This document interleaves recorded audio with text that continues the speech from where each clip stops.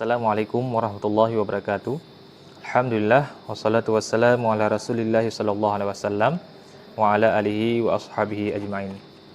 Sahabat yasa yang dimuliakan Allah Subhanahu wa taala, ada sebuah hadis dari Abi Hurairah yang diriwayatkan oleh Imam Muslim bahwasanya Nabi sallallahu alaihi wasallam bersabda, "Al-mu'minul qawiyyu khairun wa ahabbu ila Allah minal mu'minid dha'ifi. Wa fi kulli khair ihris ala ma yanfa'uka wasta'in billahi wala ta'jas. Wa in asabaka syai'un fala taqul law anni fa'altu kana kadza wa kadza.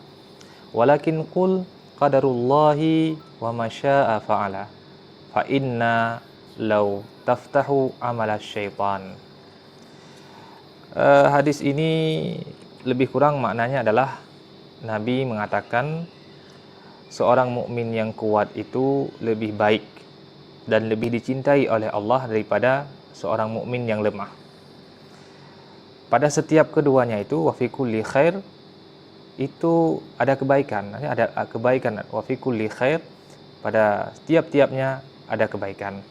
Ihris ala ma yanfa'uka, maka bersemangatlah kepada sesuatu yang memberikan manfaat kepadamu, atau bersemangatlah kepada sesuatu yang ada manfaatnya untuk kamu. Wasta'in billah, dan minta perlindungan dan pertolongan kepada Allah Subhanahu wa taala. Wala ta'jas, dan janganlah kamu lemah.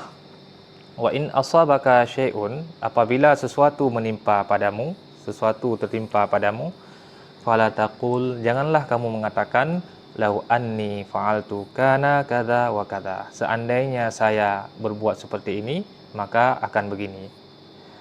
Walakin qul, tetapi katakanlah qadarullah, ketetapan Allah, wa ma syaa fa'ala, itu perintah Nabi. Qul qadarullah wa ma syaa fa'ala.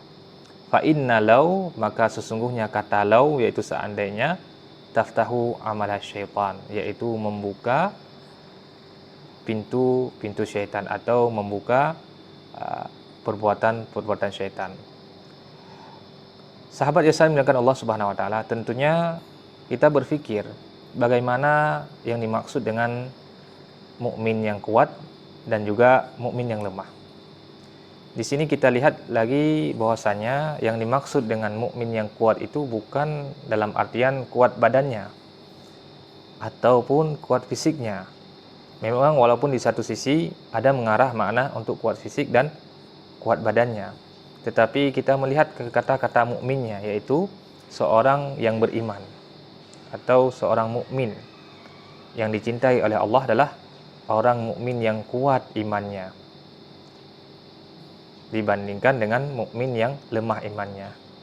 Sehingga kita lihat dalam sejarah Islam itu, salah satu sebab kemenangan umat Islam ketika perang Badar, walaupun jumlahnya sedikit, tetapi mereka mampu mengalahkan pasukan musyrik yang begitu banyak, bahkan sampai 3 kali lipat lebih banyak daripada kekuatan orang-orang mukmin. Tentunya kita bertanya, kenapa ini bisa menang? Ternyata para sahabat pada waktu itu adalah memiliki keyakinan dan kekuatan iman yang kuat, sehingga mereka mampu memenangkan peperangan. Maka kaum muslimin rahimakumullah, bukan berarti juga mukmin yang lemah imannya tidak dicintai oleh Allah. Mukmin yang lemah imannya dicintai oleh Allah dan baik juga kalau dibandingkan dengan orang-orang yang musyrik. Dia punya iman walaupun lemah, tapi dia punya iman. Ketika dia pulang menghadap Allah Subhanahu wa taala, dia punya modal. Jadi kedua-duanya baik, tetapi di sini dibandingkan adalah mukmin yang kuat imannya itu lebih disukai oleh Allah Subhanahu wa taala. Kenapa? Dengan iman yang kuat dia mampu bangun tahajud. Dengan iman yang kuat dia mampu melaksanakan ketaatan kepada Allah Subhanahu wa taala, karena dorongan iman yang kuat yang ada pada dirinya. Maka tentunya lebih dicintai oleh Allah Subhanahu wa taala. Kemudian Nabi berpesan atau berwasiat ihris ala ma yanfa'uka. Bersemangatlah kepada sesuatu yang memberikan manfaat kepadamu. Bermanfaatlah kepada sesuatu yang ada manfaatnya untuk kamu. Baik ini dalam hal duniawi ataupun dalam hal ukhrawi. Yaitu kita diperintahkan untuk bersemangat kepada sesuatu yang ada manfaatnya untuk kita. Melakukan sesuatu baik itu dalam hal bentuk duniawi memberikan manfaat kepada kita, maupun dalam bentuk ukhrawi, yaitu memberikan manfaat kepada kita untuk akhirat kelak. Maka kita seimbangkan, yaitu ketika kita melakukan amal yang nampaknya dunia tetapi bisa menjadi peroleh pahala di akhirat. Nampaknya memang amal dunia. Misalkan kita adalah seorang yang menggali parit, mencari rezeki, menggali parit. Karena yang nampak itulah perbuatan dunia. Karena kalau kita yang nampak perbuatan akhirat itu seperti mengajar Al-Qur'an atau mengaji, ini nampak perbuatannya akhirat. Kalau menggali parit, membangun rumah, kemudian juga membuat jalan, itu nampak sebagai perbuatan dunia. Membangun gedung, ternyata itu juga bisa menjadi nilai di akhirat. Kenapa? Karena dengan menggali parit, segala jenis air, maksudnya ketika hujan datang bisa dialiri lewat parit dan tidak terjadi banjir misalkan. Nah, ini adalah bentuknya dunia tapi orientasinya juga dapat akhirat. Begitu juga membangun gedung, membangun rumah supaya orang bisa tinggal di dalamnya, membangun masjid atau membangun jalan bisa orang lewat, ya, bisa memakai jalan tersebut. Ini secara nampak lahiriah adalah dunia, tetapi orientasinya adalah akhirat. Maka Nabi berpesan, ihris ala ma yanfa'uka. Bersemangatlah kepada hal-hal yang membawa manfaat kepadamu. Semua hal yang kita lakukan, kita niatkan lillahi ta'ala, itu memberikan manfaat kepada kita. Walaupun dalam hal bentuk duniawi. Apalagi yang bentuknya adalah ukhrawi. Maka di dalam kitab Ta'lim Muta'lim itu kan pernah disinggung. Betapa banyak kadang orang melakukan perbuatan yang nampaknya dunia tetapi dia memperoleh pahala di akhirat. Dan betapa banyak orang yang melakukan halnya yang bentuk ukhrawi atau amal-amal akhirat tetapi ternyata di dalam hatinya itu adalah dunia. Maka ini terbalik. Maka kaum muslimin rahimakumullah, sahabat yasa, kita melakukan sesuatu yang bermanfaat, kita niatkan lillahi ta'ala agar memberikan manfaat kepada kita. Kemudian wasta'in billah.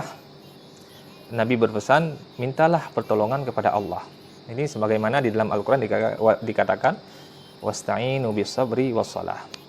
Minta pertolonganlah kepada Allah bisabri, dengan sabar dan salat. Kenapa kita minta perlindungan dan pertolongan kepada Allah? Karena la haula wala quwata illa billah, tidak ada kekuatan daya upaya kecuali dari Allah Subhanahu wa taala. Kita minta supaya Allah memberikan taufik, memberikan hidayah kepada kita di setiap amal-amal yang kita lakukan. Artinya kalau seandainya tidak ada kehendak Allah di situ, tidak ada upaya dari Allah, kita mungkin tidak mampu untuk bangun sekedar salat. Tidak mampu. Kenapa? Karena tanpa ada pertolongan dari Allah. Kita minta terus pertolongan kepada Allah. Ya Allah, kuatkan iman saya. Ya Allah, berikan saya kekuatan untuk melaksanakan ibadah-ibadahmu. Kita minta perlindungan kepada Allah, minta pertolongan kepada Allah. Karena dengan diri kita sendiri mungkin tidak mampu melakukan tanpa adanya pertolongan Allah Subhanahu wa taala.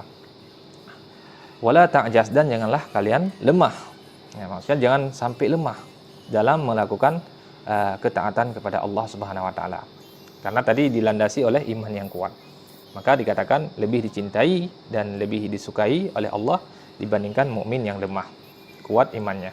Wala ta'jas, janganlah kalian lemah. Jangan sampai kita lemah, baik itu lemah dari segi iman dan juga lemah dari segi amalan.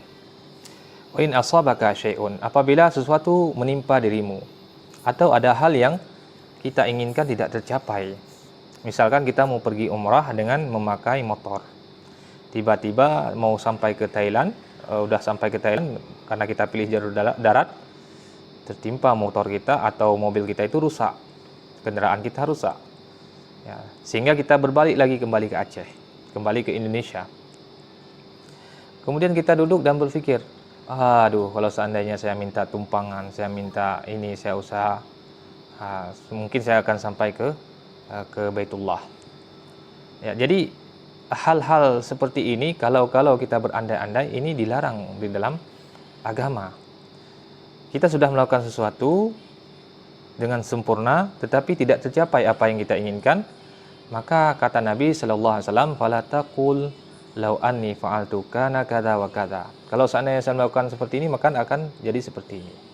Jangan pernah kita mengatakan law. Kenapa? Berandai-andai tidak boleh di dalam agama.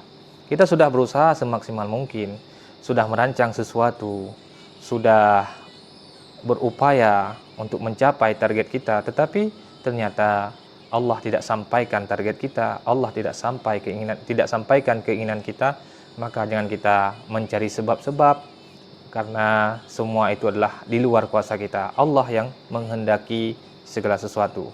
Walaupun sebagai manusia bentuk ikhtiar kita sudah kita lakukan, tetapi semua ketentuannya adalah sama Allah Subhanahu wa taala. Maka kepada sesuatu yang sudah terjadi, kita dilarang mengatakan seandainya begini maka akan jadi begini, dilarang. Berarti kita masih mengeluh. Orang yang mengeluh itu imannya lemah, maka tidak dicintai oleh Allah Subhanahu wa taala. Ini kaitan lagi dengan kembali ke redaksi awal, yaitu al-mu'minul qawiyyu khairun wa habbu ilallah. Mukmin yang kuat imannya maksudnya adalah lebih dicintai dibandingkan mukmin yang lemah. Jadi kalau seandainya seseorang mengatakan berandai-andai terhadap sesuatu yang sudah ditetapkan oleh Allah Subhanahu wa taala, berarti itu dianggap sebagai orang yang lemah atau mukmin yang lemah dari segi keimanannya. Maka Nabi mengatakan atau melarang kita mengatakan law, seandainya kepada sesuatu yang sudah terjadi. Tetapi perintah Nabi bagaimana? Qul qadarullah. Katakanlah ini adalah ketetapan Allah. Wa masya'a fa'ala.